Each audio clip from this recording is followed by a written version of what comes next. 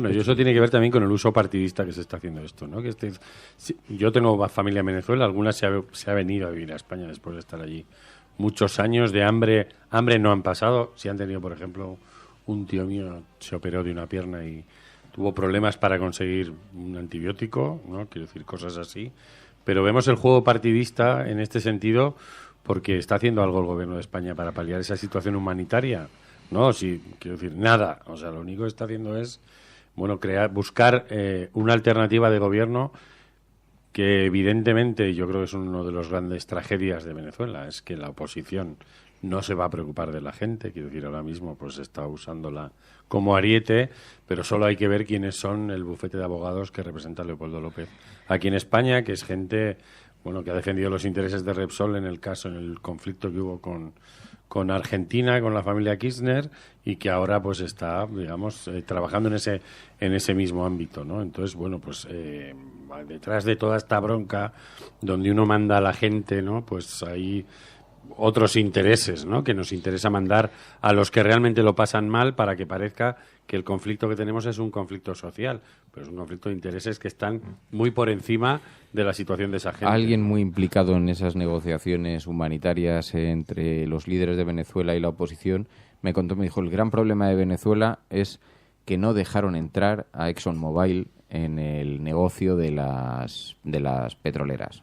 O sea, ni más ni menos. Si hubieran dejado entrar, probablemente nadie estaría hablando de Maduro en estos términos, ni lo plantearía de esta naturaleza, ¿no? El desencuentro social, porque era un país que ya lo hemos tratado aquí alguna vez en el programa, no vamos a ir hacia atrás, pero es un país que ya tenía una sociedad bastante partida y que se encuentra en el epicentro en Latinoamérica de las grandes desigualdades que hay en todo el continente, ¿no? Y más allá de eso no es una novedad, lo cual no deja de ser preocupante, pero no es una novedad, no es que se viva ahora como una anomalía, ¿no? Mientras todos los gobiernos han estado vendiendo armas al gobierno venezolano, quiero decir, sin ningún complejo, ¿no?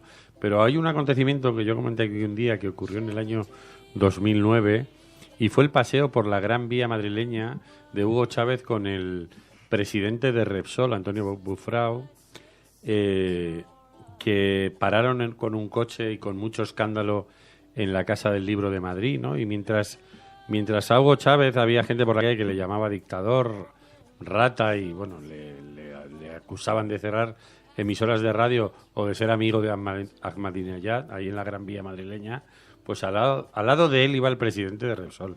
Y nadie ha acusado de nada al presidente de Repsol, ¿no? Que seguramente sus decisiones y sus negocios en Venezuela han tenido mucho más poder que cualquier postdoctorado de sociología política que haya estado allí, ¿no? Entonces vemos cómo a quién se le considera un buen colaborador de Venezuela, por decirlo así, y quién es el malo, ¿no? Pero evidentemente los intereses que hay ahí no son los de el pueblo los que están en juego, ¿no?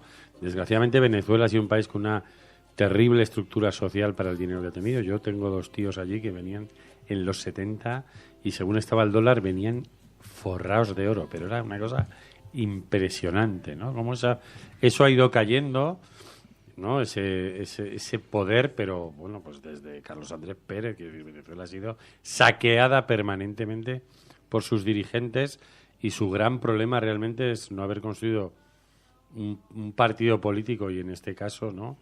Que realmente si va a haber una alternancia la haya para alguien que se vaya a preocupar de resolver esos problemas sociales. Yo recuerdo otra cosa, en el año 86, cuando gobernaba el socialista Carlos Andrés Pérez y se casaba la hija de Cisneros, el hombre que se le vendió aquí, Felipe González le vendió por un saldillo Galerías Preciados, que era una escisión del Corte Inglés, por decirlo así. El día que se casaba su hija, Cisneros, que es uno de los grandes empresarios venezolanos, se llevó en aviones privados a 1.500 invitados desde Europa a Caracas, más los que se llevara de América. Ese día subieron unos céntimos el pan y toda la gente que vivía alrededor de Caracas en las colinas bajó a tomar la ciudad porque esa subida de unos céntimos le suponía no poder comer pan, no poder comprar el pan que necesitaba, pan. Y esa era la estructura económica de Venezuela. Caracazo, ¿no? que en el año 88, que recuerdo la gente que decidió tomar el centro de la ciudad, claro, la gente de la periferia que vivía en una situación realmente precaria. En cuanto subían los precios de los transportes, la gente no podía ir a trabajar porque no podía pagarlo directamente y decidieron tomar el centro por la fuerza. Hubo 2.000 desaparecidos. Las cifras no se ponen de acuerdo, las cifras oficiales de las extraoficiales sobre el número de muertos que se produjeron durante el Caracazo. Hugo Chávez llegó 10 años después. ¿Qué es lo que ocurre en Venezuela? Que es que además no hay una oposición que sea moderada. Es que la oposición es extraordinariamente radical. Entonces, cuando aquí se mira desde una mirada completamente desinformada sobre lo que supone el gobierno de Maduro, la policía de Maduro, y se nos presenta a la oposición como esos pobres moderados acusados y perseguidos por el ejército de Maduro, lo que no se nos cuenta es la otra parte, ¿no?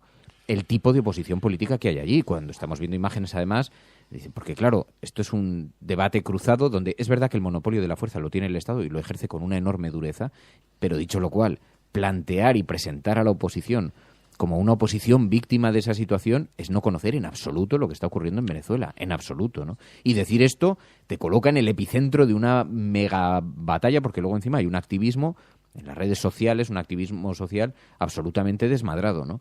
Y aquí ha habido un problema, y en esto se han encontrado no solamente los negociadores como José Luis Rodríguez Zapatero, y es que no hay una oposición sobre la que confiar, sobre la que poner el destino de Venezuela en sus manos, porque es muy difícil, porque vemos hay líderes de la oposición que son extraordinariamente radicales. Y entonces, claro, ahí se introducen una serie de matices que dices, ¿qué posible solución tiene eso antes del estallido social, ¿no? Pero sobre todo es muy difícil encontrar a gente que quiera participar, aquí nos ha pasado en la cafetera, gente que quiera participar desde una posición un tanto distanciada de la militancia, ¿no? Sea de la esfera que sea, pero que lo observe desde una posición más racional, más analítica, ¿no? Porque no, aquí se mezcla mucho lo pasional también, porque esto ya se ha convertido en un conflicto político también para España porque se incluye en otros asuntos, ¿no? La operación de mediación de Zapatero, que ha sido avalada por el Vaticano, solicitada por los Estados Unidos. Es que ha habido... Vamos, algún día espero que se cuente cómo ha sido el proceso, quién llama a Zapatero para que participe en el proceso de mediación. Y, sin embargo, es que incluso con eso se hace saña. Cuando dice, avalado por el Vaticano, que es una cosa... Y dice, hasta Lilian Tintori, cuando sacan de la cárcel a su marido, hace una declaración agradeciéndole a Zapatero la labor de mediación y reconociendo que había sido gracias a su mediación por la que su marido está en la calle. Bueno, pues aquí en España la prensa titula atacando a Zapatero, que es una cosa... Porque da igual. Es que da igual. Porque o sea, da aquí... lo mismo. Lo único que se quiere es un resultado, es una visión de la historia, ¿no?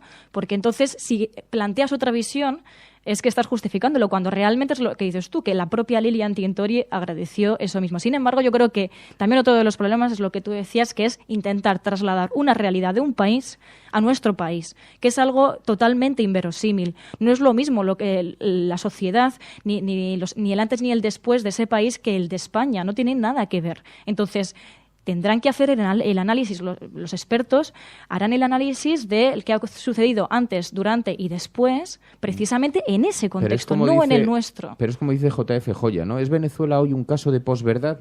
Porque hay una manipulación a través de los sentimientos que además es altamente explosiva y eso tiene unos riesgos enormes porque a nadie le importan las consecuencias. A mí esto me sorprende mucho cuando veo en algunas tertulias o me encuentro con alguien que está hablando del asunto venezolano y le importa absolutamente nada a los venezolanos, que dices, hombre, algo de sensibilidad, a mí sí me importa lo que le pase, pero no ya lo que le pase a la oposición. A mí me parece que evidentemente una sociedad partida, una sociedad incendiada es una sociedad con un altísimo riesgo de enfrentamiento real y de hecho es uno de los miedos, ¿no? Que esto se convierta en un conflicto civil y en una guerra civil y porque además hay muchas partes interesadas en que eso suceda, ¿no?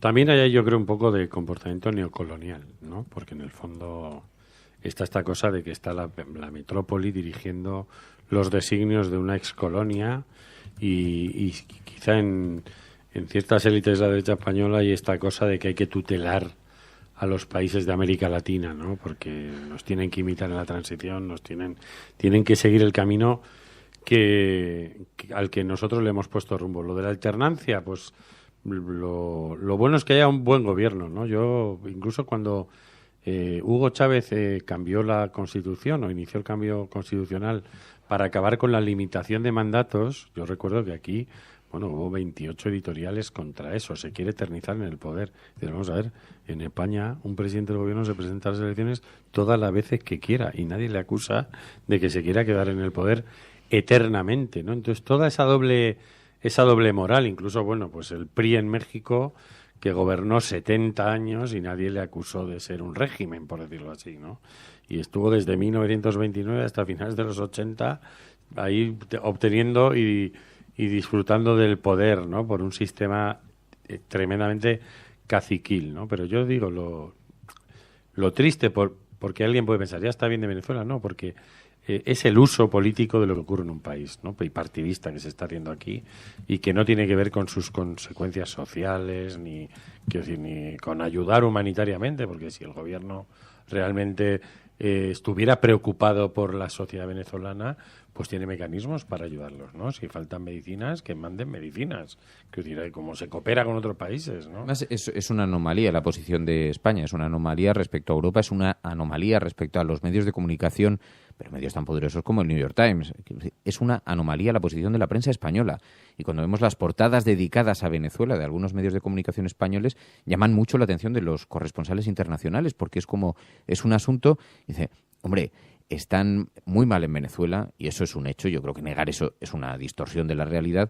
Ahora, no están muy bien en Somalia, ni están muy bien en Haití.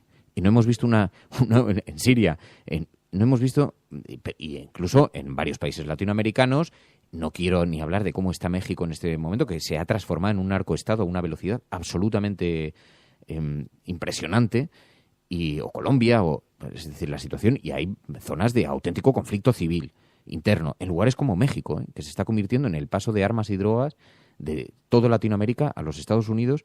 Bueno, no se les dedica lo mismo, no se le dedica lo mismo a los estudiantes desaparecidos, no se le dedica lo mismo a la intervención de la propia policía, no ya por no hablar de los conflictos con los zapatistas, es decir, Latinoamérica está salpicado por numerosos conflictos y numerosas situaciones delicadas. Y la prensa adopta este discurso con Venezuela, uno por razones estratégicas y otro por razones internas, que tienen que ver con la posibilidad de dejar claros los vínculos que tienen con ese partido emergente denominado Podemos. Así que hay una intencionalidad doble. Pero claro, después llegan los venezolanos y dicen, ¿pero realmente os preocupamos en algo? O se trata de tensar más la situación, de provocar más, porque hay quien dice, no, pero se tensa más para provocar un cambio de gobierno. Ya, pero tiene consecuencias también paralelamente. Esto no es gratuito, ¿no? Yo creo que ya se ha convertido para ciertos medios de comunicación, además, en una especie de pieza a cazar. O sea, ya es como, no vamos a parar hasta que cambiemos el gobierno allí, ¿no? Y hayamos hecho todos los esfuerzos posibles para que haya un cambio de gobierno, evidentemente hacia el gobierno que tiene que ver con muchos de los intereses que hay en España, ¿no? Pues que muchos tienen que ver con el sector energético, que entre otras cosas se gasta cientos de millones de euros en publicidad en los grandes medios de comunicación. Que no todo esto es evidentemente gratuito, ¿no? Sino que hay toda una red que tiene que ver con haber enfilado, digamos, ese gobierno, y ya hemos visto que en los países donde hay petróleo, pues si hay que decir que tienen armas de destrucción masiva, pues se va con una mentira y se causa una tragedia humana como la que se causó en Irak o lo que haga falta. Quiero decir, son grandes cacerías de energía y de grandes negocios, y la gente importa poco, la gente que está alrededor, ¿no? Bueno, pues es curioso porque en micropolítica, si fuéramos algo más pequeño, todo esto que está ocurriendo con las manifestaciones, voy a poner un ejemplo, igual es un poco distanciado, pero yo he conocido bien las negociaciones que se han llevado en la Cañada Real, este asentamiento que hay a las afueras de Madrid, ¿no? Donde hay montones de personas humildes y gente que se ha hecho casi mansiones, ¿no? Entonces, los que defendían que no se tirasen esas casas, que están en una vía pecuaria, mandaban siempre a las instituciones a los pobres, y ellos no aparecían. Ellos que tienen un chaletazo de 500 metros y se han quedado con 2.000 metros de suelo que es público y protegido, ¿no? Entonces esa misma estrategia, ¿no? De que mandas por delante al débil, ¿no? Para que parezca que la negociación se está llevando a cabo en términos de defender al débil, pero el que está detrás, que es el que se va a quedar con el gran cacho, pues ese de alguna manera está un poco más escondido y no es el que da la cara, salvo en este caso pues algún liderazgo, ¿no? Pero ese juego que tiene que ver con las guerras medievales casi, ¿no? Que van los soldados de a pie a morir, ¿no? Y yo me quedo en el caballito detrás, y si ellos abren un hueco, entonces ya entra yo Pero en esto se da una cosa así, o sea, están poniendo sobre la mesa un interés social que todas estas fuerzas españolas políticas que venga a hablar del tema, no vemos que hagan nada, ¿no? Y vimos ya esos medicamentos que se recolectaron en la Puerta del Sol y que estuvieron luego en un almacén por ahí perdidos. Pues este es el asunto en varias portadas y sospechamos que esto además va a ser un asunto que nos va a acompañar en los próximos días, entre otras cosas porque, como digo, tenemos también esa votación en Venezuela. Estás escuchando La Cafetera, si lo estás haciendo no estás sola.